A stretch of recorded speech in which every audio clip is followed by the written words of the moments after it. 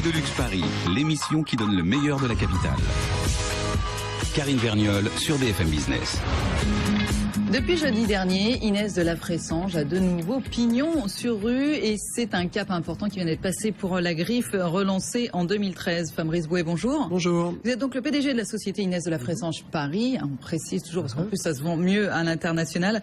Vous l'avez repris il y a 2 ans. Exactement. Maintenant, exactement 2 ans, en mai 2013, avec 2 fonds d'investissement et puis une petite communauté d'investisseurs. À vous tous, vous avez à peu près 70% pour les investisseurs.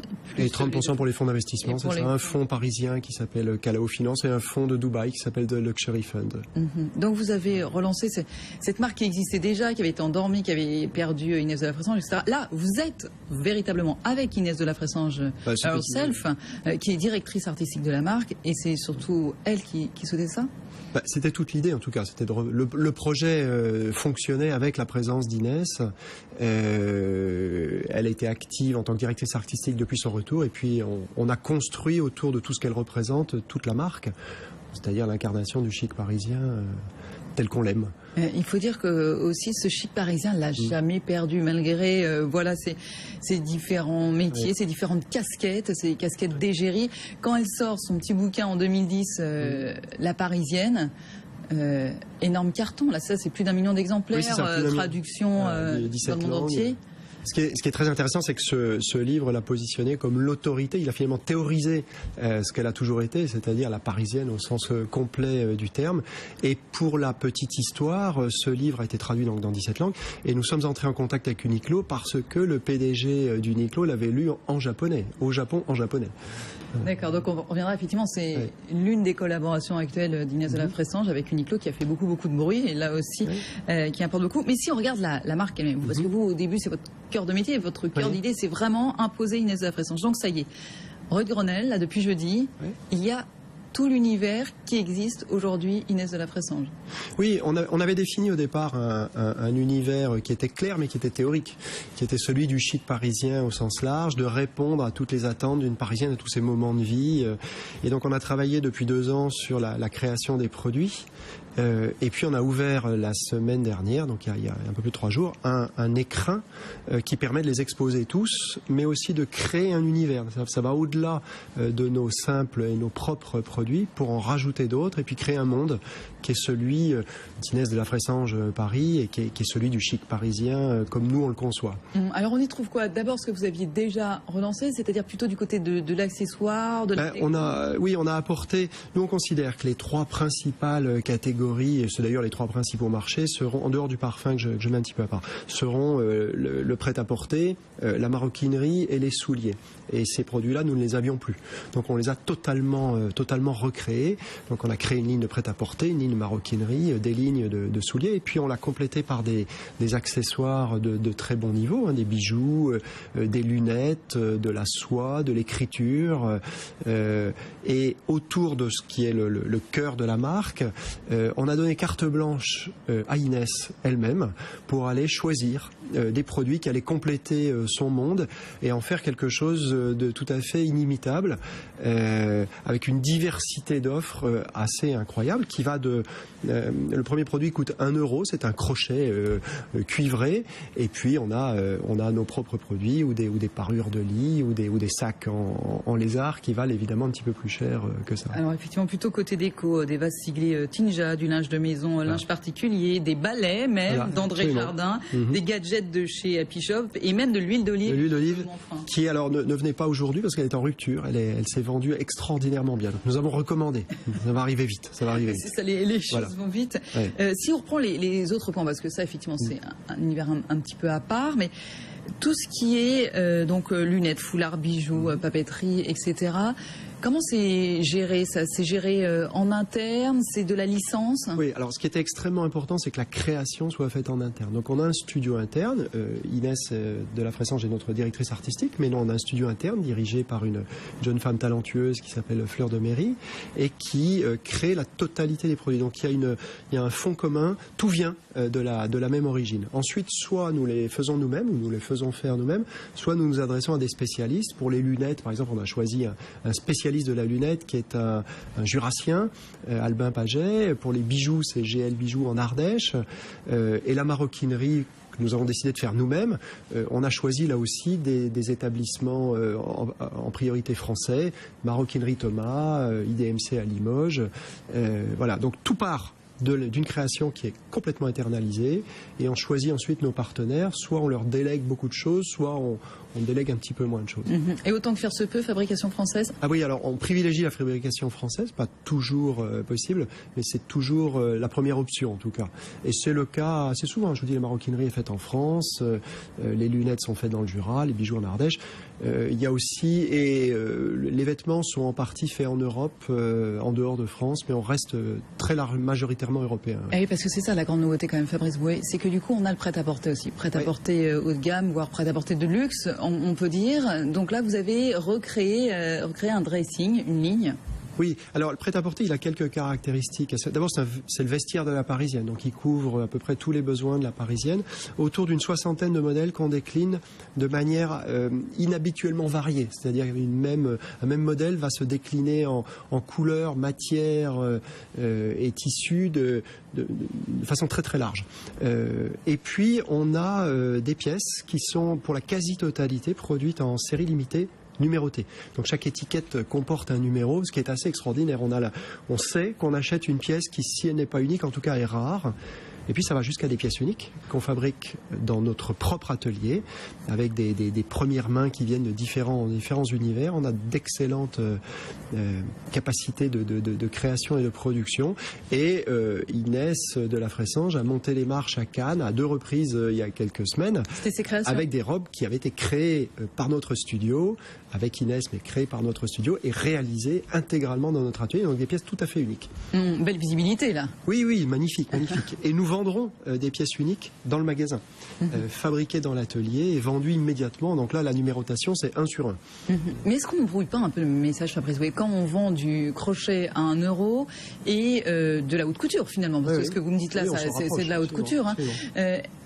Et avec tout l'univers dont on vient de parler au milieu, est-ce qu'aujourd'hui, à l'heure de la globalisation, de la mondialisation, c'est comme ça qu'il faut arriver? Parce qu'effectivement, on fait tous les secteurs. C'est parce que c'est assez nouveau, ça. Souvent, la marque commence quelque part et puis se décline ensuite. Arriver comme ça avec tout. Je crois que c'est la vraie modernité, c'est le vrai chic parisien.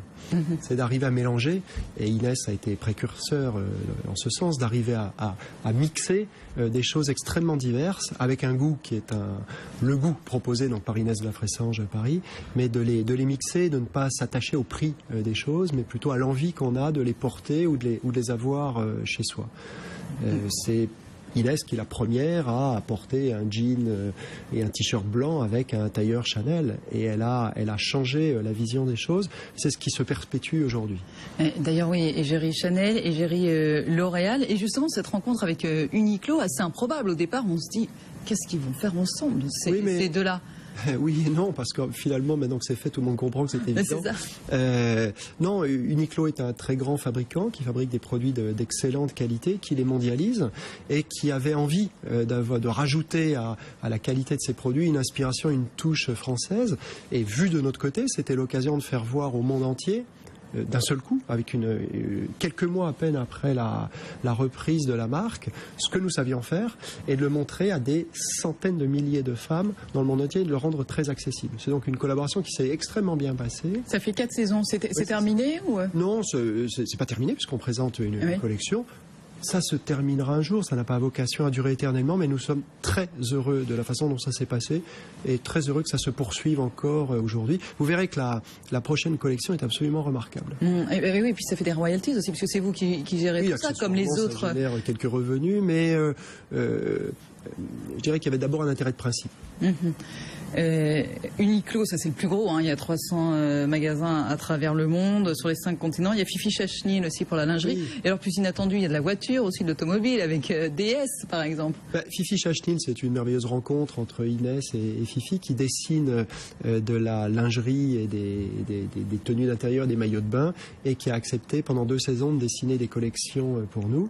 Donc là, c'est un merveilleux dessin par une merveilleuse personne. DS, c'est assez intéressant parce que c'est la reconquête de l'automobile française sur la base de l'excellence et de la recherche du chic parisien. Donc ça se mariait extrêmement bien avec ce que sont nos valeurs à nous. D'ailleurs, je ne sais pas si Citroën m'autorise à le dire, mais les DS3, d'ailleurs c'est plus Citroën, c'est DS maintenant. Bien sûr, c'est de la marque DS. Oui. Les DS3 qui ont été vendus en janvier se sont arrachés en quelques semaines.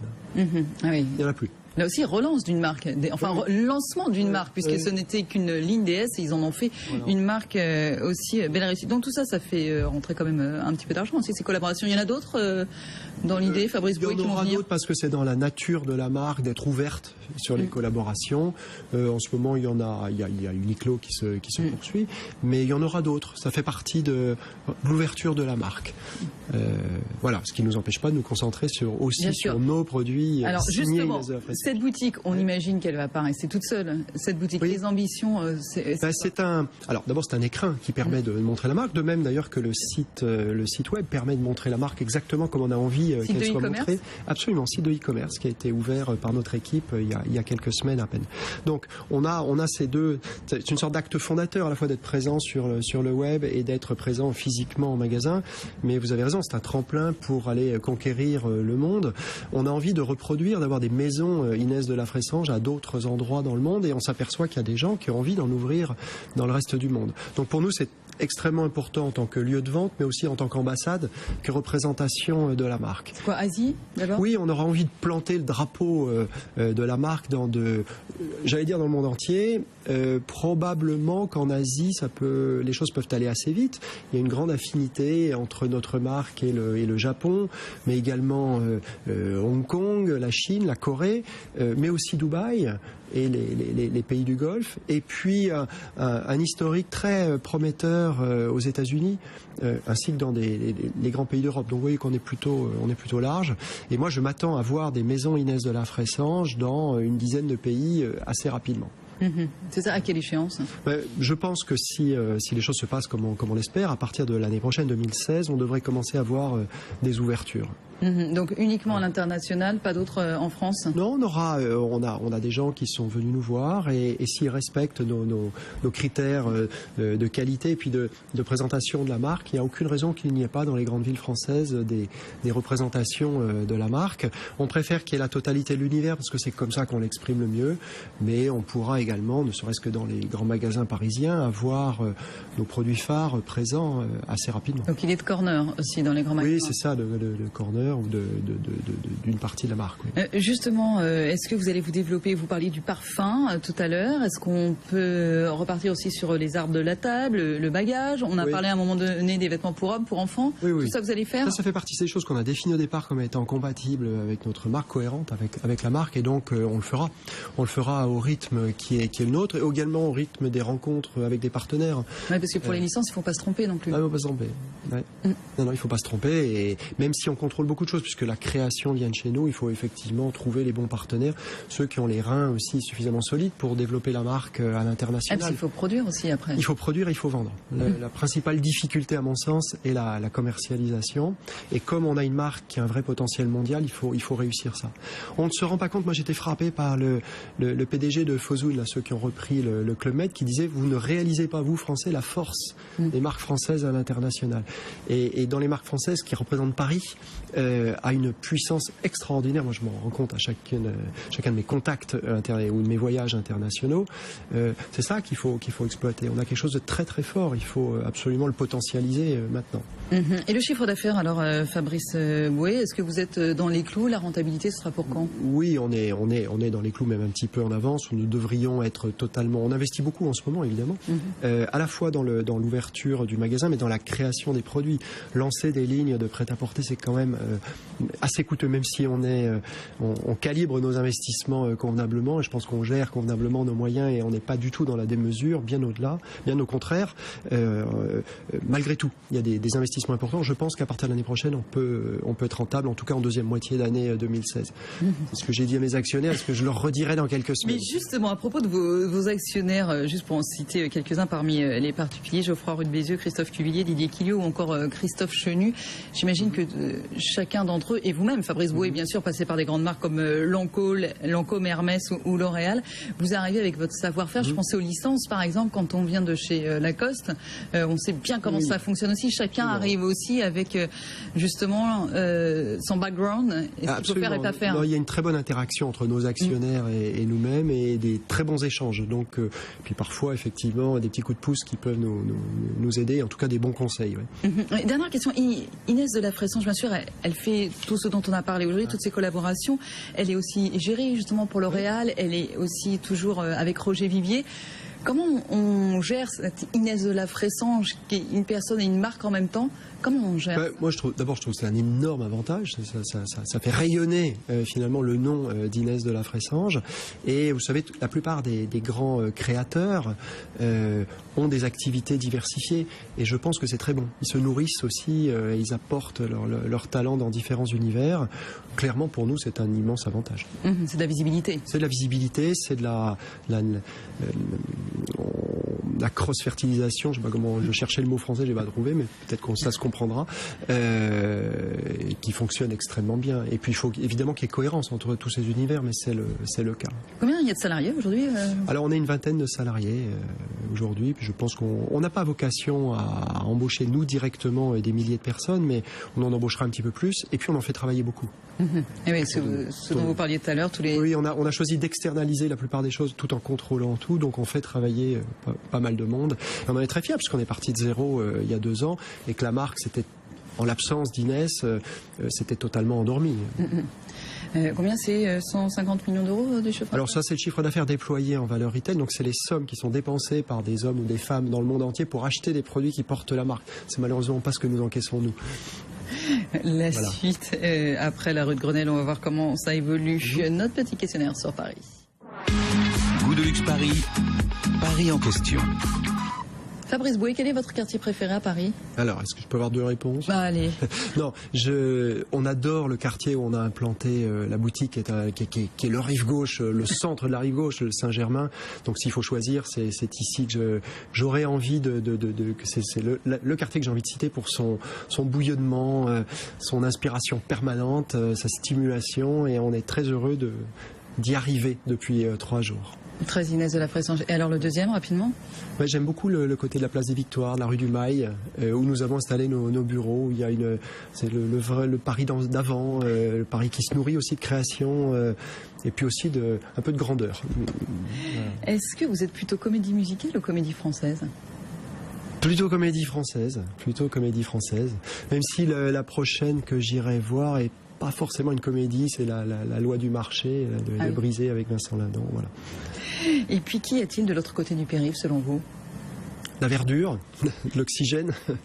Non, j'aime beaucoup les grands espaces, j'aime beaucoup les forêts, j'aime beaucoup me promener à bicyclette, et je passe très souvent le périphérique pour aller respirer de l'autre côté, mais évidemment j'adore Paris, je reviens tous les soirs dormir à Paris. Fabrice Boué, PDG de la société Inès de la Fressange Paris. Merci. Merci beaucoup à vous. Merci.